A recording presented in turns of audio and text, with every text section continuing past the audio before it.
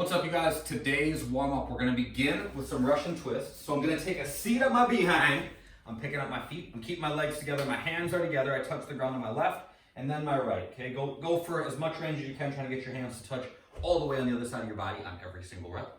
After that, we're doing a bootstrapper. Okay, we're gonna sit into a squat. All right.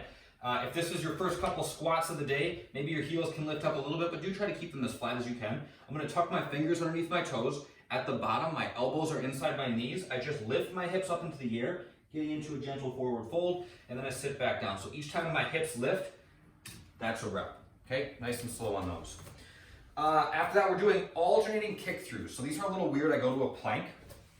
I'm in a plank here. I'm gonna kick my right foot to the left side of my body and lift my left hand up. Okay, so my left foot and my right hand are planted. That's 1, 2, 3. Okay, nice and slow on those, especially if you're new to them. Just go at an easy pace. Last thing we're doing is a single leg glute bridge, and we're going to add in a little hip rotation. So a typical glute bridge, a single leg glute bridge looks like this. Okay, this time we're going to add a little rotation in our hip by I got my left ankle on top of my right knee, and now I lift my hips up, just kind of changes the position of my hip, adds a gentle stretch, and then I switch. That's 2. So think about pushing the knee of the leg that's rotating forward as you lift. Okay, back and forth, nice and slow on those. After that, the workout. Today we're doing something a little bit different. You can think of this as more of an active recovery day. So if you're following along with this in real time, this is the day before we're doing Murph. If you're doing it after the fact, this is a good one to do maybe a day that you're like, I don't really want to push it today, but I know that I want to get a little sweaty. That's kind of the intent for today. So we're looking to move around. We're looking to challenge ourselves just a little bit. We're looking to work out the kinks, maybe alleviate some soreness, get sweaty, but not do anything that's really digging us into a hole that we're going to need to recover from. So today's intent is just kind of to move. So keep that in mind as we're working through some of this stuff. First, in the equipment version, we're working 15 minutes. We're going to start with a movement called a windmill, all right? And if you're just warming up, I would do these unloaded first because they're kind of goofy. Stand in a wide stance, point your toes off to the right, okay? So I'm at about 45 degrees with my feet. My right hand is inside my right leg. My left hand is going to be up in the air. This is the hand that will be holding weight or will be holding weight eventually. My right hand just slides down my leg until I touch my ankle, shoe, whatever, something like that, and then I stand back up. So notice that my leading leg, my right leg in this case, isn't bending as I go. I'm thinking about sending my hips back behind me, and I'm looking up at the weight as I go. So I'm feeling a stretch in the back of my leg, and I'm also getting some rotation through my shoulder as I do these. So warm up with no weight, then add weight gradually. As you get more comfortable, you can put a dumbbell up overhead, nice and slow and easy. Okay, looking up at the weight always helps me keep balance. If you're finding that your front leg is bending, go wider with your stance. Right hand inside the right leg. I slowly lower down, touch my ankle, and then come back up. So when I switch sides and I'm then working on the other side, my toes point the direction of the hand that's leading, okay? So opposite the hand that's above me. So now my toes point to the left, that means my right hand's holding the weight, same thing, nice and slow and easy. I'm looking up at the weight, and then come back up. Those are windmills. After that, what are we doing after that? We're gonna do a handstand or a plank hold, all right? So you guys choose the challenge that's right for you. Sometimes these holds are a nice way to get sweaty, to challenge ourselves, but they don't make us super sore. They're not like extremely taxing, but they're a nice way to get the blood flowing. So you could do a handstand against a wall. You could do a plank on the ground, okay? Or else you can do something that's halfway between the two, where maybe you go walk your feet up the wall a few steps, but you're holding your hands on the ground and you're at like a 45-degree angle or something like that. That will work as well. Maybe you do a plank with your feet on the couch or something like that. So kind of you can bridge the gap there. It shouldn't be too intense. After that, we're doing roll to stands. Okay, so I'm gonna sit on my butt. I'm gonna roll back onto my shoulders. Then I'm gonna kick my feet towards the ground and try to plant my feet, get my upper body on top of them, and then stand up. So it looks like this. I roll back down, plant my feet, throw my upper body between my legs, and then stand up, okay? Look at where my feet are at. I'm at about hip width. That's a pretty good position for doing these.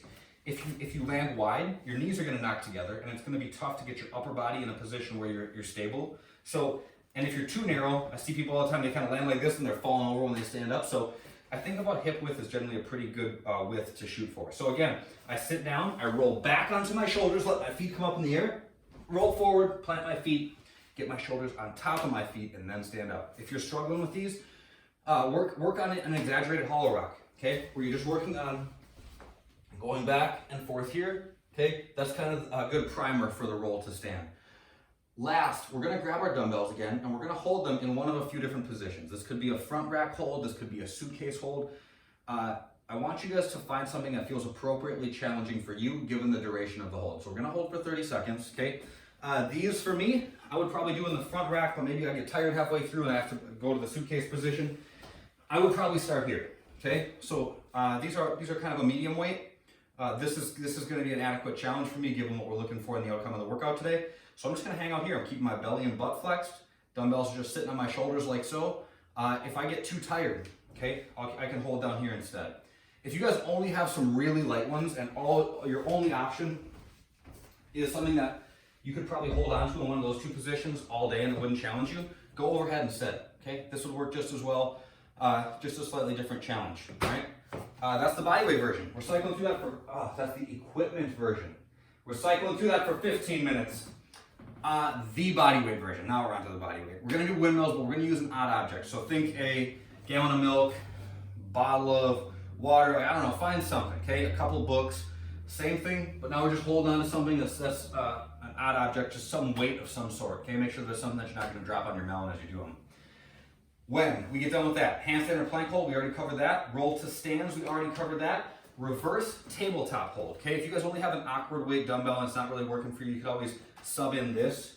We're gonna get into basically like a reverse plank, all right? My feet are gonna be about hip width, my hands are about shoulder width. I'm just gonna lift my hips up and hang out here for 30 seconds. So my butt's flexed so that my body stays in a straight line and I'm just hanging out, okay? A little different challenge than how we typically work the plank hold. So just a little bit to switch it up today. The mobility. We're gonna work on some pec or anterior, meaning front rolling of the shoulder with a lacrosse ball. All right, I'll be honest with you guys, this is not the most graceful looking thing, but it's worth the while. It's always, you'll feel better when you're done. I'm gonna lay on the ground. I'm gonna put the ball underneath my left shoulder, okay? So my left shoulder, my left pec, whatever. If it's a lacrosse ball, it might not be an ideal size. It might be kind of hard to get some pressure. So you can even rock to that side a little bit, but find some muscles that feel kind of tight and just go from arm behind your back to arm up overhead, okay? So I can kind of roll side to side. If you're really having problems getting some pressure into the ball, you could put a couple books down underneath the ball. If you have a bigger ball, like a softball or something like that, that'd be ideal. Otherwise, put a book or two down and that will help elevate this thing so you can put a little bit more pressure into it. 3 minutes per side on that. And then we're holding down dog for 1 minute and child's pose for 1 minute. So down dog, hands at shoulder width, feet at hip width. Just push your head back between your arms. Pedal out your legs, get a little stretch there, and then child's pose. Oh, the ever wonderful child's pose. We're just chilling. That's it, we're just chilling. Child's pose is last. That's the best way to finish off a workout, no matter if it's a tough one or an easy one. That's it. That's all we got for today, y'all. I hope you have a wonderful day, and I'll see you next time. Bye now.